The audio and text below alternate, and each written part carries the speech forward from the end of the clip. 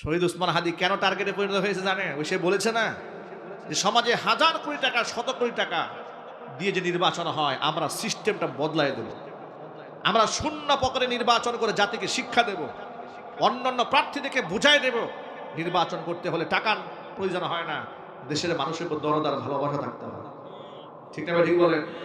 লোকেরা উপহাস করে বলেছে তুমি কয়টা ভোট পাবে, সে বলেছেন আমি 500 ভোট পাইলে আমি খুশি, আমার যেটা আমার টার্গেট নয়, কিন্তু 500 ভোট যে পেলাম বিনা টাকায়, এটা তো আমার জীবনে বড় অর্জন।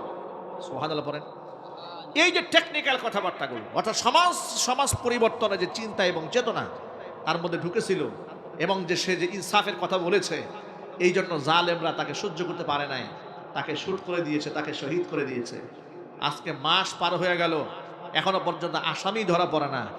দিনের বেলায় প্রকাশ্য দিবালোকে মানুষ খুন করলে একটা রাষ্ট্র আসামি ধরতে পারে না, এর চেয়ে ব্যর্থ রাষ্ট্র আর কি হতে পারে যদি বলেন?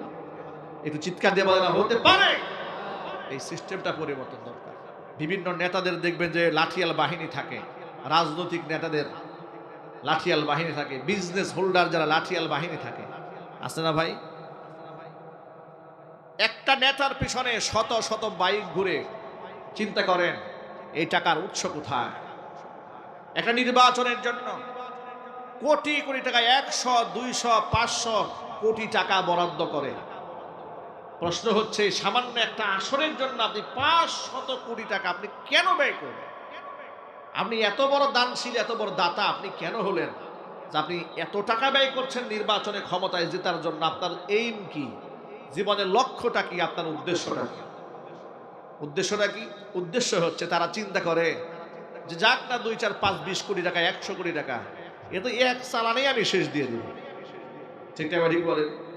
এই যে দেখুন, আমি সুদূর গাজীপুর থেকে আপনাদের এই কয়রা এই পর্যন্ত এলাম, এত দূর পর্যন্ত যে এলাম, যশোরের অঞ্চলে পাড়ি দেওয়ার সময় দেখি যে রাস্তাঘাটের অবস্থা খুবই ভয়াবহ পরিস্থিতি। এমন অবস্থা খারাপ, মনে হচ্ছে যে সেখানে আপনার ট্রাক্টর দিয়ে হাল চাষ করা যাবে, এইরকম বাজে অবস্থা। অথচ একটা মেইন রুট, এরপরে শাখা প্রশাখার রুটগুলো বাংলাদেশের বহুত খারাপ। দেশ স্বাধীন হয়ে গেছে 54টা বছর পার হয়ে গেল, অথচ লক্ষ কোটি টাকা বরাদ্দ হয়েছে দেশে। এমনকি বিগত 16 বছরে দেশ থেকে বিদেশে পাচার হয়ে গেল 28 লক্ষ কোটি টাকা। এই 28 লক্ষ কোটি টাকা যদি জমিনের মধ্যে পড়তো, এই দেশটা সোনার দেশে পরিণত হয়ে যেত, এদেশ সিঙ্গাপুর হয়ে যেত, মালয়েশিয়া হয়ে যেত।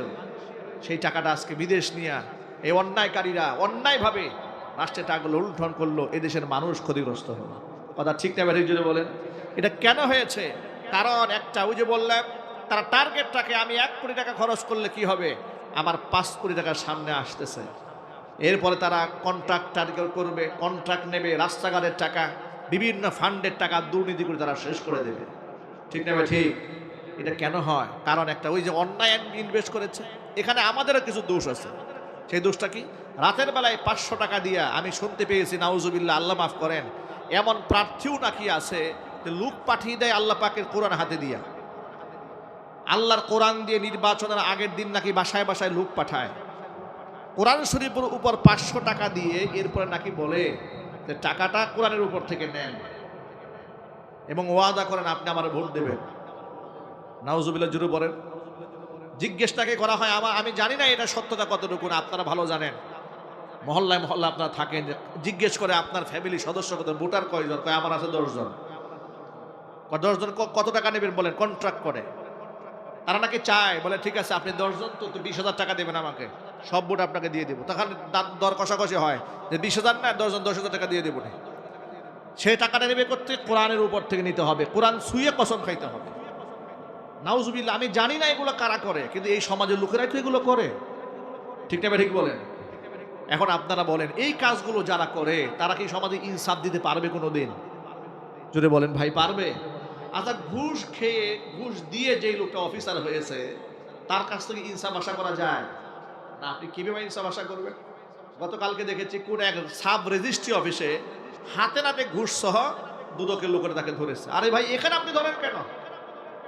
আপনি সাব রেজিস্ট্রার অফিসারকে যে ধরলেন, তারে শাস্তি দিলেন, কিন্তু এই রেজিস্ট্রার অফিসার যে অফিসারটা হতে গিয়া আপনার মতো এরকম বহুত বড় বড় কর্মকর্তা দেখে কয়েক লক্ষ টাকা খাওয়াই আসছে, তার বিচার তো আগে হওয়া উচিত।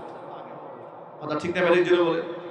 আপনি সামান্য একটা প্রশাসনে চাকরি দিতে যান, আপনি একটা এসআই হতে যান, দেখেন কয় লক্ষ টাকা ঘুষ লাগে। আপনি সরকারি একটা পিয়ন হতে যান, দেখেন কয় লক্ষ টাকা ঘুষ চায়। তাহলে অন্যায় তো যে মাথা দিয়ে, ব্রেন দিয়ে আপনি গোটা সমাজ পরিচালনা করবেন, এই মাথার দেমাগের মধ্যে তো শয়তান ঢুকেছে। ঠিক না ভাই? ঠিক।